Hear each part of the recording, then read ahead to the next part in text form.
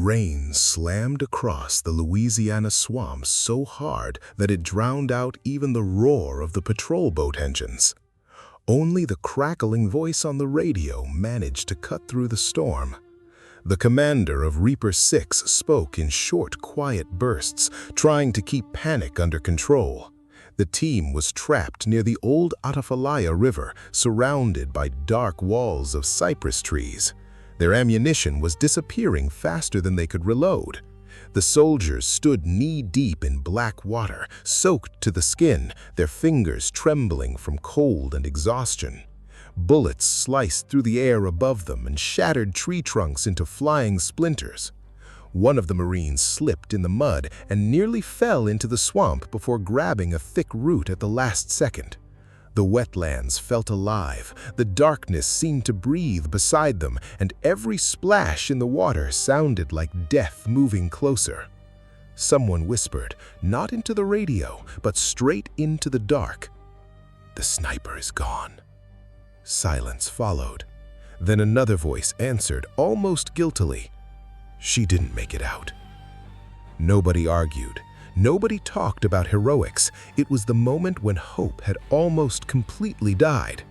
Something moved inside the trees, shapes slid between the shadows, metal softly clinked beneath the black water. The enemy was certain the river was empty, and the team was certain they had been left alone. One of the soldiers whispered, "We're finished." 18 hours earlier, everything had begun at a small military base outside New Orleans. The briefing room smelled like wet jackets, cheap coffee, and machine oil. Red light from the hanging lamps washed over a map of Louisiana, pinned down by magazines and a folding knife. Reaper 6 stood around the table with the kind of confidence that comes from spending too many years at war. Tired faces, rolled-up sleeves, calm voices.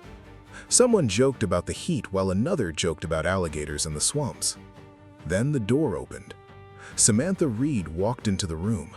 Short, lean, wearing a dark field jacket with a sniper rifle case over one shoulder and a waterproof bag in her hand. No dramatic entrance, no loud words. She simply stepped to the side and listened. Her call sign was Ghost. Not because it sounded cool, because she appeared quietly and disappeared even quieter. Samantha had been attached to the team as a sniper and water operations specialist. She could move through swamps faster than any of them and stay underwater longer than most people could stay calm. But to the team, she was still an outsider. Several soldiers glanced at her gear, then at her, before turning back to the map as if she were temporary equipment instead of part of the mission. It was not open disrespect, just the familiar wall between us and the new one. One Marine, a broad-shouldered Texan named Brian Coulter, smirked and nodded toward her bag.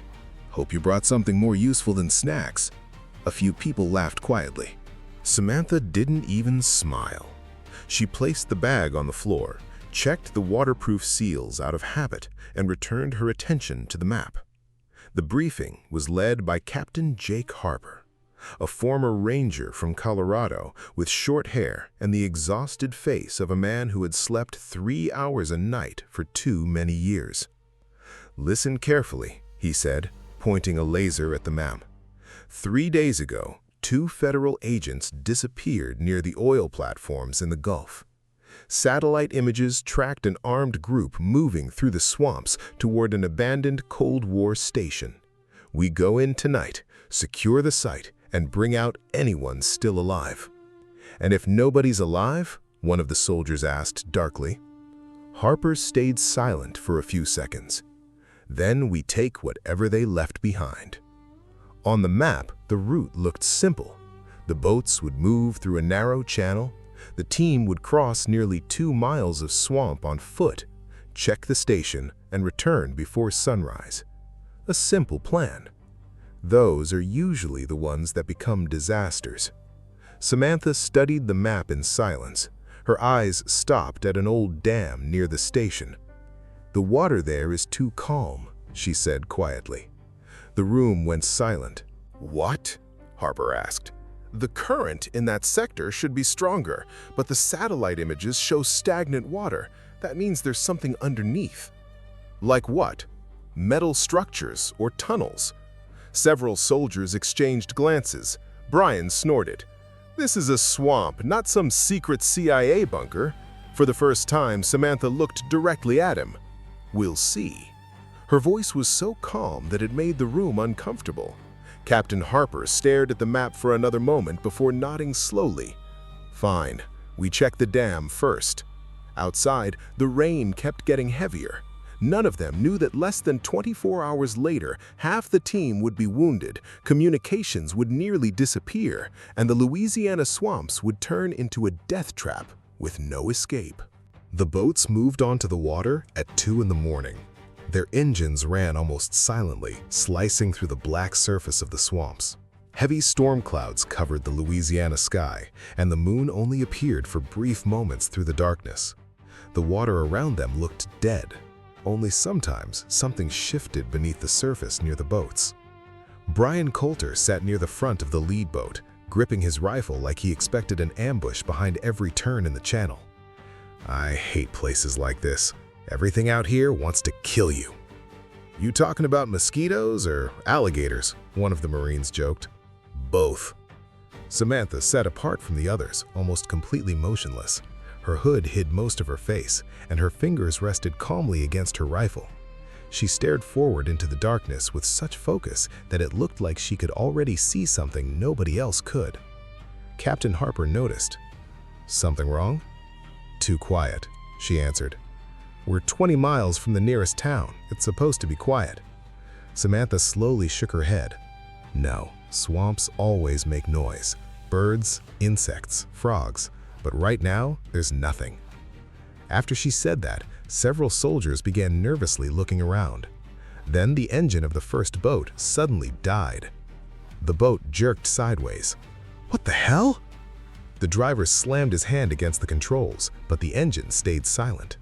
The second boat also began losing speed. "We've got problems!" someone shouted. Samantha immediately stood up. "Turn off every light." "What? Why?" "Just do it." Harper gave the order. In the next second, the swamp disappeared into total darkness, and then they heard it. A quiet, metallic scraping sound beneath the water, like something huge was moving directly underneath the boats. One of the soldiers pointed a flashlight toward the river. Samantha instantly grabbed his arm. "Don't!" Too late.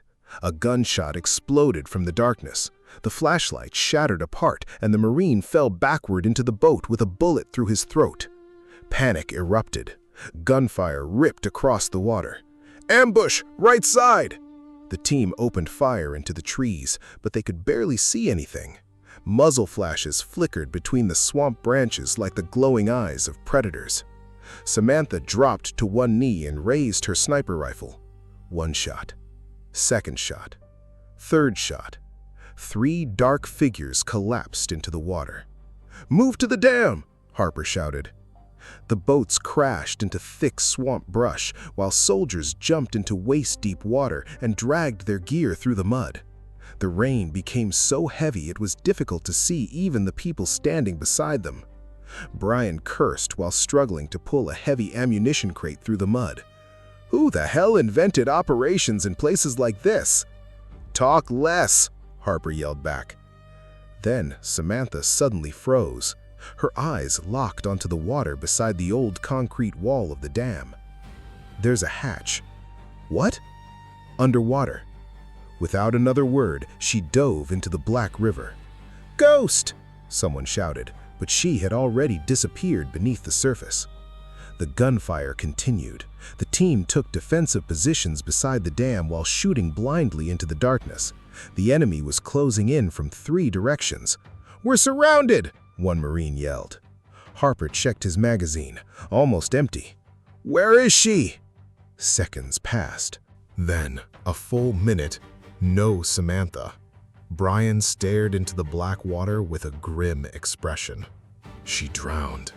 And at that exact moment, a deep, metallic bang echoed beneath the dam. Part of the concrete wall slowly shifted sideways. Samantha emerged from the darkness, breathing heavily. "Inside, move!" "What did you find?" If you want to live, get in here." One by one, the soldiers climbed through the narrow opening beneath the dam. Inside, they discovered an old maintenance tunnel partially flooded with dark water. Rust covered the walls, water dripped from broken pipes, and the air smelled like mold and machine oil. When the last Marine entered, Samantha sealed the hatch behind them. The sounds of gunfire instantly became muffled. Silence filled the tunnel. Only the exhausted breathing of the team echoed through the darkness. Brian leaned against the wall and looked at Samantha differently now. "How the hell did you even find this place?" She wiped swamp water from her face. "I told you, the current was wrong." Nobody laughed anymore. Harper aimed his flashlight deeper into the tunnel. Old railroad tracks disappeared into the darkness ahead. On the concrete wall, faded letters were barely visible. Echo 7 Facility. Then, suddenly, somewhere far ahead inside the darkness, a human scream echoed through the tunnel. The entire team froze. Someone down there was still alive. The tunnel stretched for hundreds of meters beneath the Louisiana swamps. Water splashed beneath their boots while flashlight beams revealed rusted pipes, hanging cables, and old military doors hidden in the darkness. The deeper they moved underground, the colder the air became. Nobody spoke. After the ambush above, everyone understood the truth. This had not been random. Someone had known they were coming. The scream echoed again, closer this time, a woman's voice. "Help me!" One of the Marines tightened his grip on his rifle. "It's a trap." Samantha stayed silent. She stared into the darkness ahead as if she were listening for something beyond the dripping water and distant echoes. Harper raised his hand, stopping the team. Massive steel doors slowly appeared ahead of them. The old keypad beside the entrance had been destroyed, and fresh blood covered part of the concrete wall. "Someone was here recently," Brian whispered. Samantha crouched beside the door, and they left fast. She shoved the heavy door open. Red emergency lights flickered on inside the room. The team stepped into a massive underground complex, rows of ancient servers, backup generators humming somewhere in the darkness, laboratories hidden behind thick reinforced glass, documents in empty shell casings scattered across the floor, and in the center of the room sat a woman tied to a metal chair wearing a federal agent uniform. She barely lifted her head. "You're too late." Harper rushed toward her. "Where's the rest of your team?" The woman shook violently. "They took the data. They wanted to sell it. Everyone else is dead."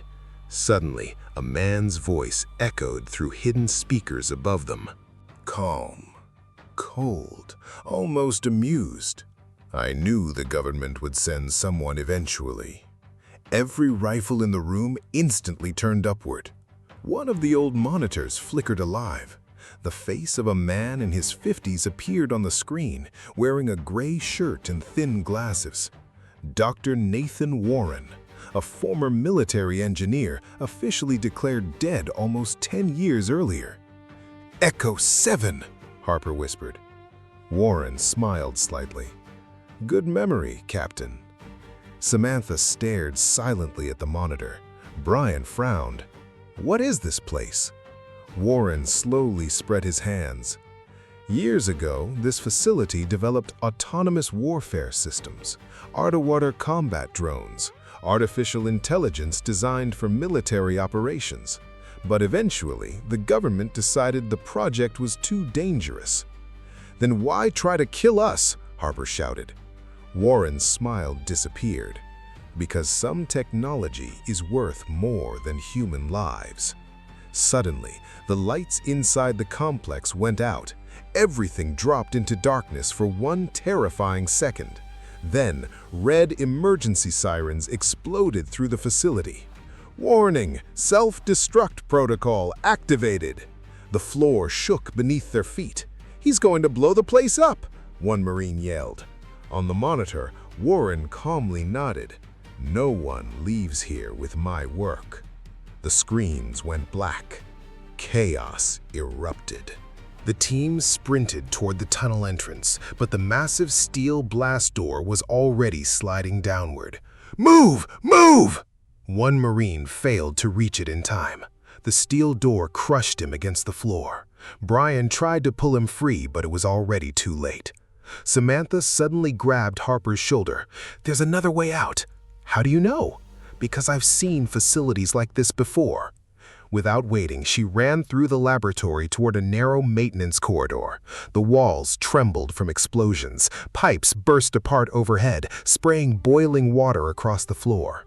The team followed Samantha through smoke and flashing red lights while the underground complex slowly collapsed around them.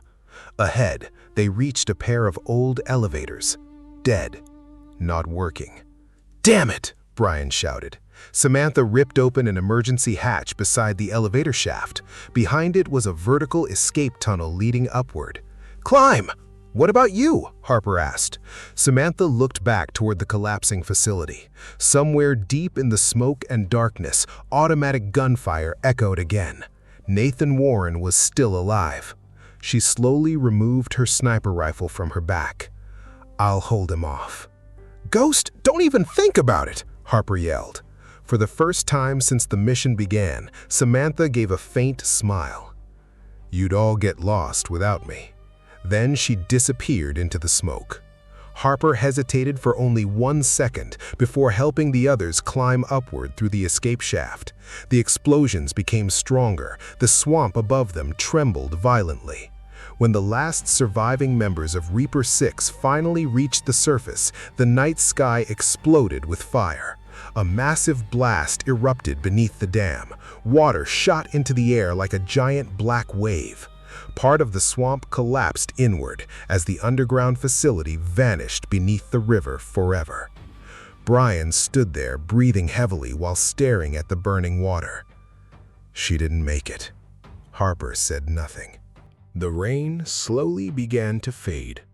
Around them there was only smoke, fire, and silence. Then suddenly, a hand burst out of the dark water several feet away. Samantha emerged from the swamp, coughing violently and barely able to stand. Brian stared at her in disbelief. "You've got to be kidding me." She dropped into the mud, exhausted. "I told you, the swamp's like me." Even Harper smiled for the first time during the entire operation. Far away on the horizon, the first light of sunrise slowly appeared. The sirens beneath the swamp finally died. Echo 7 disappeared forever beneath the waters of Louisiana, together with Dr. Warren and everything he had created. But the members of Reaper 6 never forgot that night in the swamps, especially the moment they realized that the quietest person on the team had been the one who saved all of them.